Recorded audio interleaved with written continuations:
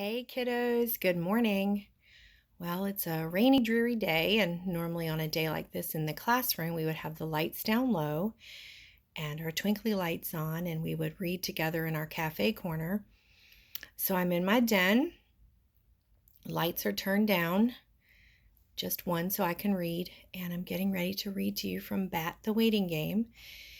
Um, we were reading it together, but unfortunately, I didn't have enough copies to send everyone a copy home, so you're just going to have to stick with me through this, but I hope you enjoy it, and I hope you're enjoying your rainy day. You guys have been doing a phenomenal job at getting all of your work done, um, and I have a new assignment that I'm going to send you, something fun, and you can do it over spring break if you want. There's no time limit on it, just, sometime soon, and it involves the animals, so look for that. And let's get started on Bat. So we ended, if you remember, Janie has taken a part in the play, and Bat's a little upset because he likes to come home and have his normal routine in the afternoons. We know how he is about his routine. Aren't we all learning new routines right now? So we're all probably feeling a little like Bat. Let me set my timer because, in class we would have our 15 minutes. And of course, you can spend the other 15 minutes reading anything you want today. All right. Let me back up a little bit so I can refresh your memory. Right now, there weren't any fingers in his mouth, but there was a cheek full of foamy toothpaste. Bat spat it out and rinsed his mouth and then said, "What? Your sister is going to be busy on Tuesdays and Thursdays for the next few weeks," Mom said, "and so we're going to have to change our schedule." "I know," said Bat. "You're going to have to come home earlier." "Well, no," Mom said. "I can't do that." "Then I could come to the clinic," Bat said. "I could help Lawrence." Remember who Lawrence is? That's Mom's vet tech. "It's nice to have you at the clinic now and then," Mom said, "but maybe not quite that much. Also, you'll have your spring project to be working on." And then she told Bat that she'd talked to Israel's dad and that he had said that Bat could come over to their house for a few hours after school on Tuesdays and Thursdays until Janie's play was over. You could ride home with them, they'd give you a snack, and you and Israel could work on your project. How does that sound? It sounded great for exactly 3 seconds until Bat remembered Thor. "Can I bring Thor with me?" Bat asked. "Oh, Bat," Mom answered, "I think that would be too much to ask of Israel's dad. Thor will have to stay with me at the clinic. Lawrence will take care of him." "That sounds like a terrible idea," Bat said. "Tell Janie she can't do the play." "Bat," Mom said, "that doesn't seem fair, does it? And it's just a couple of hours, only on Tuesdays and Thursdays, and only for a few weeks. We can do this, Bat, can't we?" Bat thrust his toothbrush back in the holder and wiped his mouth with a hand towel. He remembered something Mom sometimes said to him and turned to her. Just because we can do something doesn't mean we should. So this is kind of relatable right now. You know how we like to make connections to our stories. We're going through something right now that's different. It's a change, and it's not something all of us love having to go through. And we have to adjust, and it's only for a short time period. It's a season out of our lives, and it will be something, actually, though, you guys, when you're adults, you can talk to your kiddos about it. "Hey, there was this time when school actually got canceled right before the end of the year, and we had to stay home and learn how to work remotely." And by then, your children will probably be 100% learning online and remotely. Who knows? So this will be a weird story for them. Everybody has those interesting stories from their childhood. Chapter 8, Kitchens. There were some terrible things about Bat's new after-school schedule. The extra time away from Thor, number one. Number two, the uncomfortable feeling of going to a new place. Itching Bat like the heat rash he sometimes got in the summer. Number three, the inconvenience of being away from his very own home. his perfectly comfortable room. But Bat had to admit the next afternoon, staring up at Israel's dad's massive, rumbling black truck, the ride wasn't one of them. Bat had never been in such an interesting vehicle. Mom drove a perfectly average station wagon, and Dad had an uncomfortably tight sports car with a hump in the middle of the back instead of a seat. Israel's dad's truck was totally different. It was like seeing a Great Dane after a lifetime of Chihuahuas. So if you don't know, and here's a little animal relationship for our science, Chihuahuas are tiny little dogs and Great Danes are one of the biggest breeds. And it's very funny because I have a Chiweenie, which is half Chihuahua, half Dachshund, and he's actually kicking me on the couch right now, which is why I keep moving, because he's dreaming. And my oldest daughter, who is a vet tech, just like Lawrence, has a Great Dane. It was the ostrich of the car world, impressively large. Tuesday's school day had ended, and when Bat and Israel walked out of the building to the pickup line, Bat immediately spotted the truck. "I think that's the coolest truck I've ever seen," Bat said to Israel. "I didn't know you cared about trucks," Israel said. "Neither did I," said Bat. So Bat, who's discovered a lot of things through our last book, relationship things that he wasn't clear about before, now also has discovered he likes trucks. "Hi, boys," said Israel's dad through the open window as he pulled up to the front of the line.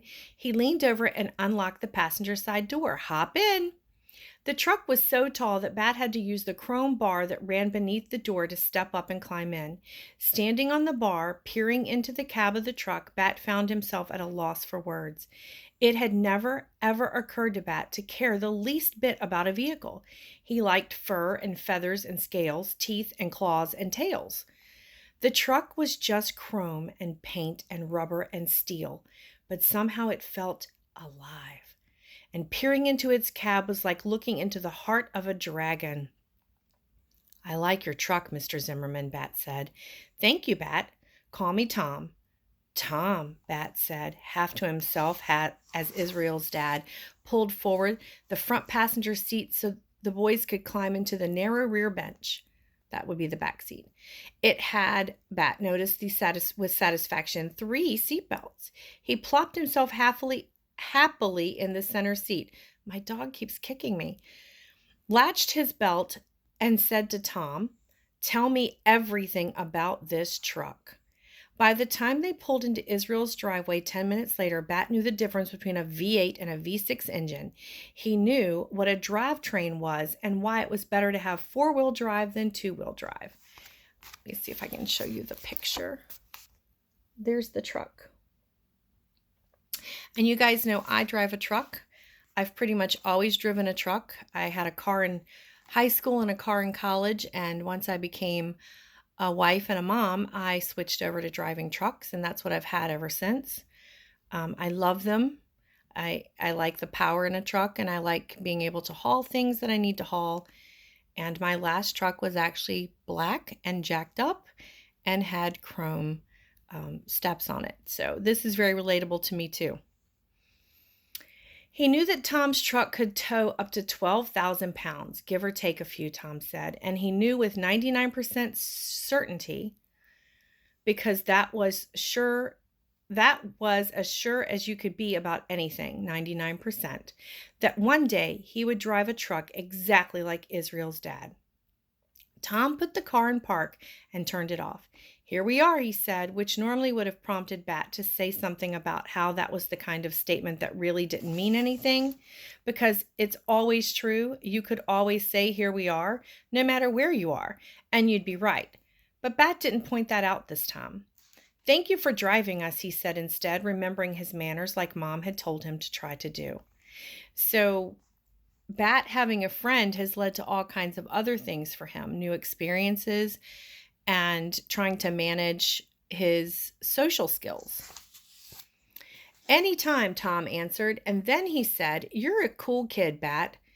That was definitely the first time anyone had ever called Bat cool. Bat followed Israel into the house, putting his backpack on the kitchen counter next to where Israel set his. Bat looked around as Israel slammed open the pantry and rustled through it, looking for a snack. Are you guys doing that right now? Slamming open your pantry doors, digging for snacks all day like my son is? I'm sure you are. Even my daughter, who is home from college full time now, is doing the same thing. We just had to go resupply snacks yesterday. Where was I? Bat was mostly used to his own kitchen. His kitchen at home had mostly empty countertops piled in plain white squares. There was a bowl of fruit and a toaster, and that was about it. Everything else Mom kept put away. As she said, habit from keeping a clean operating room. The kitchen at Dad's apartment was pretty empty too, but for a different reason. He had only lived in the apartment for a year and a half, and he didn't really have much stuff. Israel's kitchen would have made a terrible operating room. The countertops were blue, but it was hard to tell under all the stacks of colorful ceramic bowls and cups and plates that were piled all over them. The walls were light yellow, but it was hard to tell under the pictures that were hanging, some framed, some loosely taped up sketches all over them. Israel emerged from the pantry with a bag of pistachio nuts, a box of cereal, and a chocolate bar. "Do you want a snack?" he asked Bat. The first words he'd spoken since they had left school. "Or do you just want to hang out with my dad some more?" The chocolate bar looked delicious. "Snack, please," Bat said. Let's see where we are on time. Oh, okay, good. Chapter 9, Bowls. Bat had never eaten a bowl of cereal without milk before, but Israel poured half the box into a big gray and pink bowl and then poured a bunch of pistachios into a slightly smaller green bowl with a swirly blue circular all over it. Then he put away the cereal box and the bag of pistachios, told Bat, grab the chocolate bar, and headed out into the backyard. But Bat, chocolate bar in hand, followed him. "Wow," he said, standing in the doorway, looking into the yard. Israel was placing the two fancy bowls full of snacks on the table underneath a big shade tree. But that was the least interesting thing happening in the yard. Bat counted 11 pinwheel wind spinners planted in the garden beds all around the yard. Some had bits of colored glass suspended on webs of metal. Others were all metal, but a mix of copper and silver. Bright, big glass orbs were tucked everywhere, glints of shiny color under the trees, lining the path through the yard that ended at the garden shed. The shade tree branches were heavy with stained glass ornaments, and the wind chimes that filled the air with silvery tinkles and deep, vibrating clangs. There was so much to see and hear that Bat felt caught between it all. The colors, the sounds, the newness of everything. Suddenly, despite the beauty and excitement of Israel's amazing yard, Bat wished desperately he were at home. Now, here's where I would stop and I would ask you guys a question like, why? Why do you think Bat suddenly wants to be at home, even though there's these wonderful sounds and beautiful colors and sparkly, tinkly things to look at? And if you remember how Bat is and how he doesn't like what noises, he doesn't like anything new, he doesn't like crowds. This is all very overwhelming for him. So that's the word we would use, overwhelming. Bat feels like this is just a lot to deal with. "Hey," Israel said, "are you okay?" Bat felt himself bouncing on the balls of his feet, and he knew his eyes were full of tears. He still clutched the chocolate bar in his hand. "Sort of not really," he said.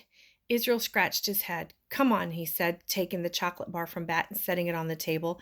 "I'll introduce you to my mom." But instead of leading Bat into the house, Israel walked through the garden to the shed.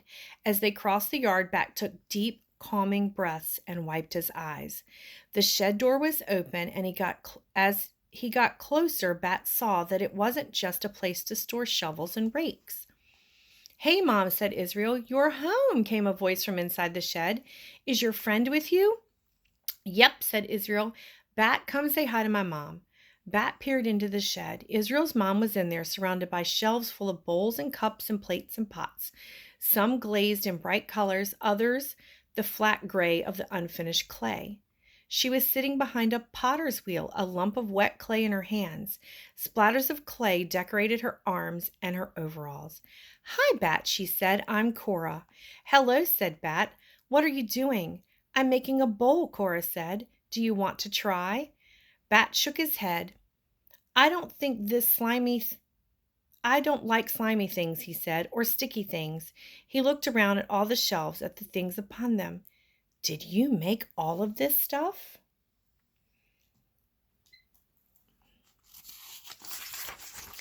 So that's where we're going to end, but I'll show you a picture of Cora in her shed. So that explains all the colorful bowls all over the kitchen. So I'm going to put my sticky note and my bookmark, and I hope you guys enjoyed that portion of our book, and I look forward to doing this again with you tomorrow. And keep reading at home, and I love you.